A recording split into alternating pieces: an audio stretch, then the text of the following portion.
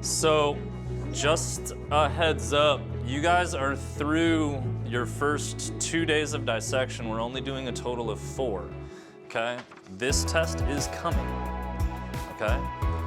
And that involves you guys knowing on site all of these.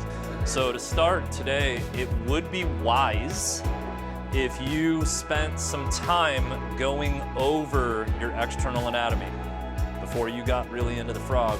Make sure you still are like, I know that's the tympanum and that's the nictitating membrane, hind limb, forelimb, ventral surface, dorsal surface, all of those. Make sense? Your incision is off center, okay? So you come up just barely off center to just underneath your rib cage. Then you're making this big capital letter I across the hips and underneath the armpits. Yes? Okay.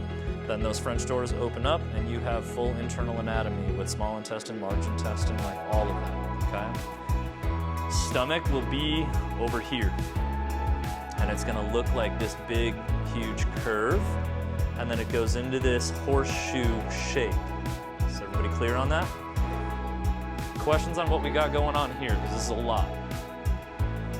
Today is gonna be pretty involved. Like, it's heavy lifting today. Everybody good? Yeah. All right, cool.